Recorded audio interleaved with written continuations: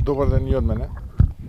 Многу е важно кога и една вака мала општина како што е Вевчене успева со своји сили, со средствата кои што ги собира во својот буџет, скромни средства, морам да признам, но и она кое што го добива од разноразни фондови, агенции, па и донации би рекол, да реализира проекти кои што се исклучително важни за потребите на граѓаните овдека во општина Вевчани.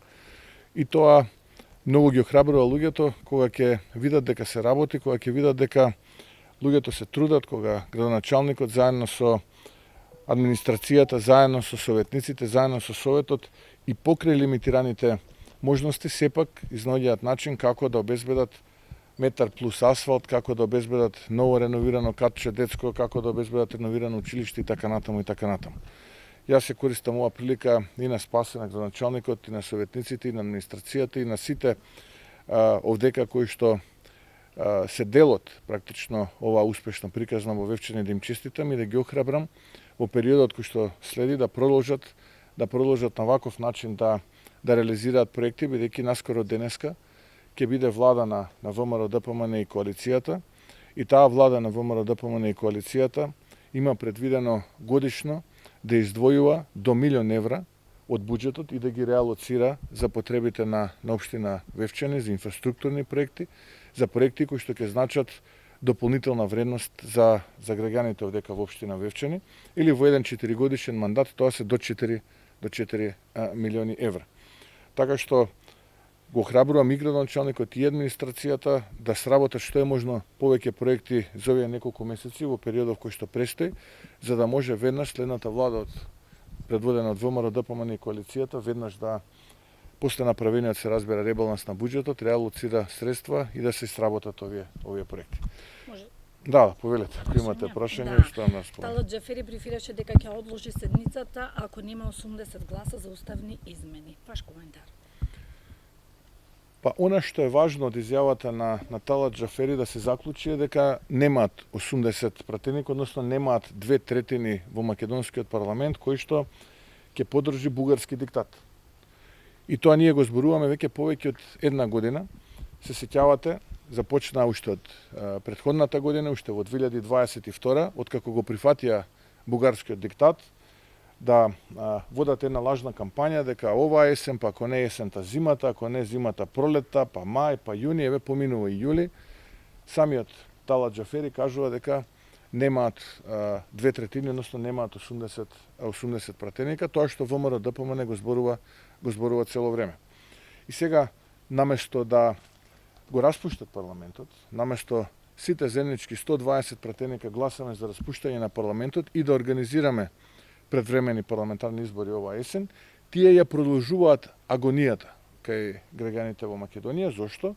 Затоа што неколкумина во раководството на СДСМ и неколкумина во раководството на ДУИ, исплашени дека со новата политичка реалност ќе ги изгубат своите позиции на политичката сцена, а дел од нив ќе ги изгубат своите позиции внатре во партијата, а богами и привилегиите и можноста да го крадат народот преку наместени тендери, од петни жили грчевито се борат да нема предвремени парламентарни избори.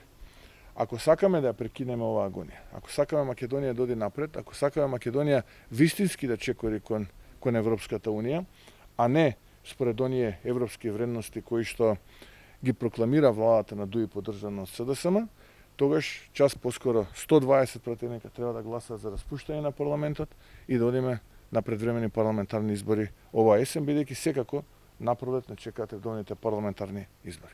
Ковачевски вели за вас македонската и европската агенда се различни.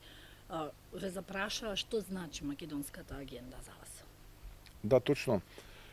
Тука е во право Димитар Ковачевски, кога вели дека европската агенда според коалицијата ДУИ поддржана од помалиот коалиционен партнер СДСМ, кој што уште за кратко време претпоставувам тој ќе биде председател, е сосема различна од македонската, која што е дел од вистинската европска агенда. Никогаш нема да бидам дел од она агенда која што во своето множество опфаќа милионски имоти на млади господа во центарот на главниот град Скопје, без да има јасно потекло како го стекнале тој имот. нема никогаш да бидам од онаа агенда која што тие нарекуваат европска, каде што се местат тендери во 4 очи, се крадат граѓаните, каде што здравството ни е катастрофално, а пациентите умираат во ходниците, каде што учениците книгите ги добиваат на крајот од учебната година, наместо на почетокот, каде што земјоделците појдете денеска во Источна Македонија, ќе видите дека и покрај тоа што акумулациите се преполни поради неисчистените канали, не можат да добијат вода за наводнување на своите посеви. Јас дел од таква европска агенда каква што промовира владата на ДУИ, поддржана од Ковачевски и помалиот коалиционен партнер СДСМ, нема да бидам, бидејќи за мене тоа е крими агенда, не европска агенда. А мојата, нашата македонска агенда е токму онаа во која што ќе се бориме против сето ова, кое што оваа влада го промовира, и македонската вистинска агенда секогаш била е и ќе остане дел од вистинската европска агенда, односно вистинските оние европски вредности кои што треба сите ние да ги прифатиме. Моето последно прашање е дали ВМРО ДПМН ќе ја поддржи декларацијата за Илинден која СДСМ ја поднесе денеска во собранието. Смешни се овие гимнастики на помалиот коалиционен партнер во власта СДСМ.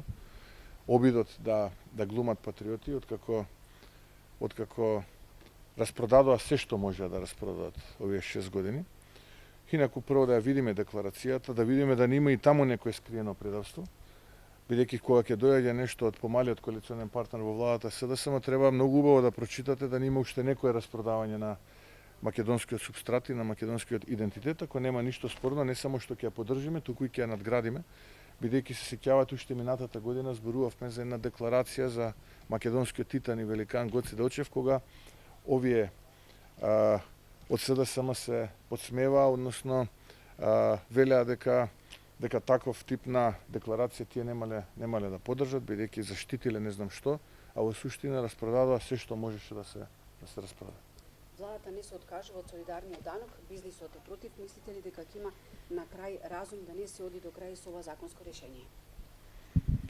Па владата повторно е нефер кон оние и нечестна кон оние кои што си ги завршуваат обврските и кон граѓаните и кон буџетот и кон Македонија. Односно сите оние кои што ги плаќаат редовно своите давачки, кои што се лојални граѓани, сега ќе треба да плаќаат повеќе.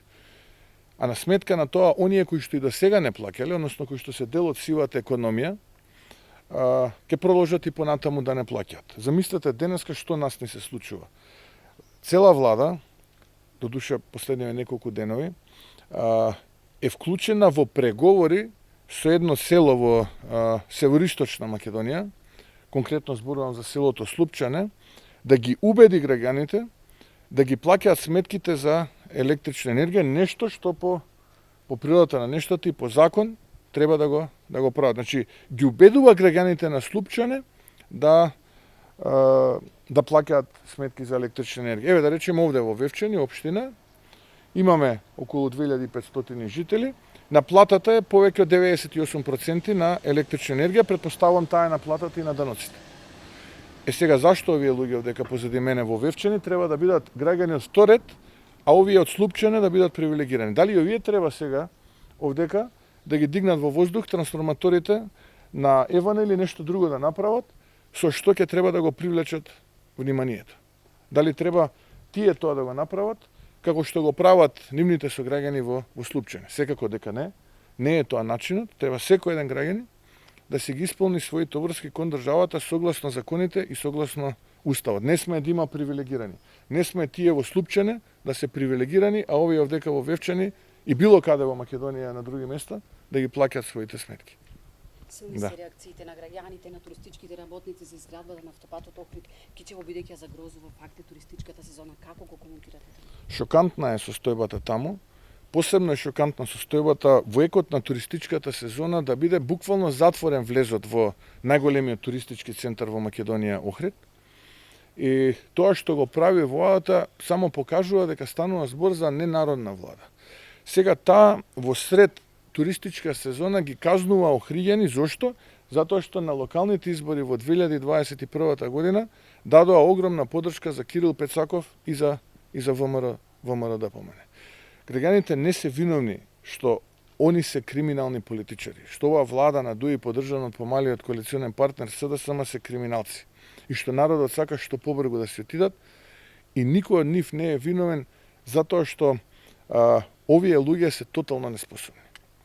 И сета своја неспособност, но и гнев, и обид да му се реваншираат на народот во Охрид, тие го покажуваат сега на отворена сцена, затворајќи го влезот во нашиот најголем туристички центар, а тоа е градот Охрид, во екот на туристичката сезона. Може би ова се двата најзначајни викенди за туристичката сезона во Охрид и генерално на Охридското езеро. Ете, со таква влада ние денеска имаме работа.